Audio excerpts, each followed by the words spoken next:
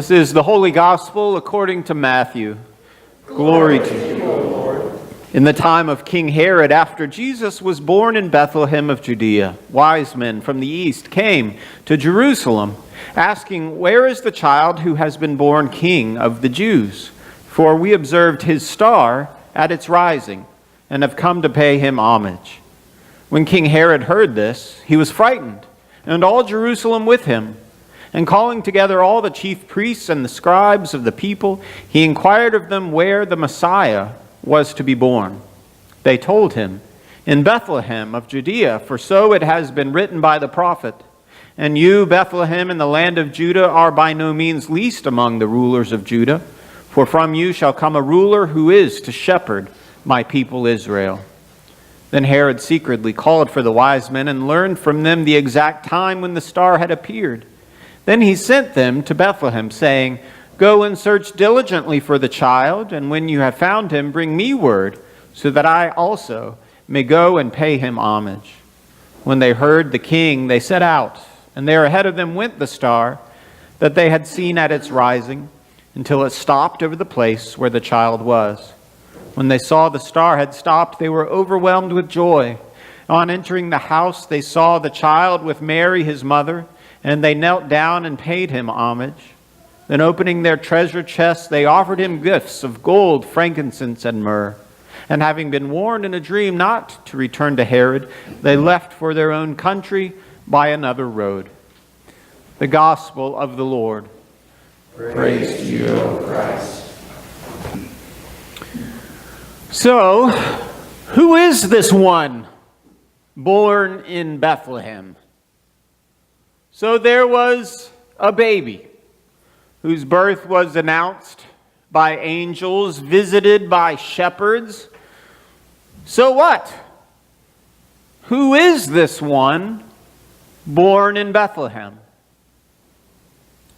This day, Epiphany is the first answer to that question. Epiphany is the commemoration of the visit of the wise men. As a church day, it comes right on the heels of the 12 days of Christmas. The season of Christmas has introduced us again to the Jesus who came into the world. But next we must learn what his coming means. Now, to understand what this visit, this day of Epiphany is supposed to mean, I'm going to have to upset some of what you might think you know about the birth of Jesus. Let's try it this way. I'm going to give you a little quiz. This is not an open bulletin quiz, so put that aside. You'll have to rely on your memory. Question number 1. When did the wise men arrive to visit Jesus? Question 2. Where did the wise men find Jesus and his family? Question 3. How many wise men were there? Well, if you go with the tradition, the portrait of the nativity we see in all the manger scenes and all the Christmas cards, the answer to those questions is pretty obvious. There were 3 wise men, and they found Jesus in the manger when they visited him on the night of his birth. But is that right? Not necessarily. Here's what the Bible says in Matthew chapter 2. When did the wise men visit Jesus? It doesn't really say. It just says after he was born in Bethlehem.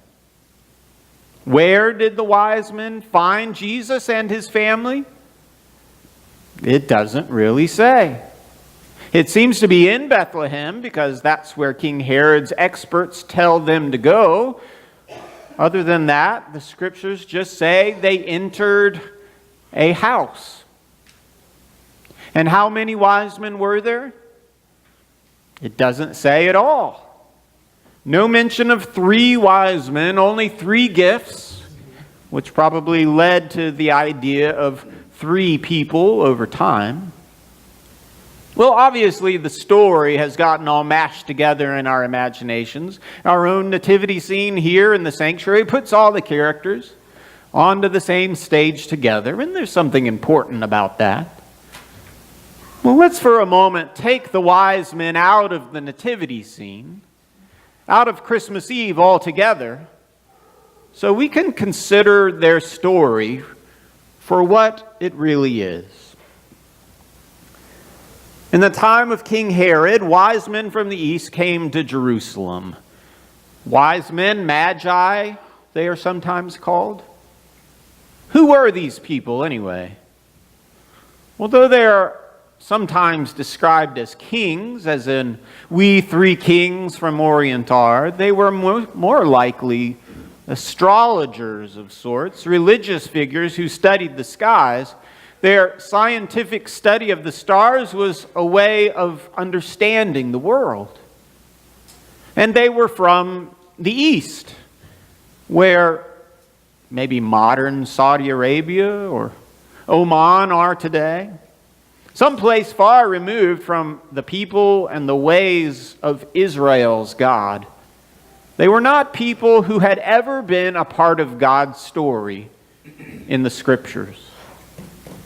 And they stumble into the story of Jesus. Or rather, they were led there by this star. This persistent star that they saw at its rising. If there is one thing that a group of religious star watchers is going to notice, it's a new star. And they followed this one because somehow they knew it had something to do with a child who was born to be a king. Now, there is another king in the story, isn't there? The actual earthly king, Herod. Herod was the king over Judea, which meant he was the king over the Jews who lived there. And so, when these wise wanderers show up at his palace asking for the one born king of the Jews, Herod takes notice. And he is frightened. Perhaps he saw a potential threat to his power in anyone with that reputation, or perhaps the presence of these magi from the east made him realize something big was happening. But in Herod, we already see the hints of sinister people of power who will seek the life of Jesus to the very end. Who is this Jesus that a powerful king would be frightened by his birth? Who is this one born in Bethlehem? A person so significant that magi, wise men, religious stargazers from the east take note. They travel from a distance, a great distance in search of something. They come to Herod, but it is not him they seek. It's someone more powerful, more special. And when they do find him, these wealthy travelers give gifts, gold, frankincense, and myrrh, the most precious things in the world they had to offer. You see, people from other lands, of other nationalities, with different belief systems even, the high and mighty from afar come to pay homage to this child. And this signifies that he will be the true king, the true wisdom of all. And this is the epiphany, the aha, the appearing of this story. The message of this day is that Jesus is born to be the Messiah for all people. He will be a gift to the whole world. What great lengths God goes to share the news of the birth of Jesus.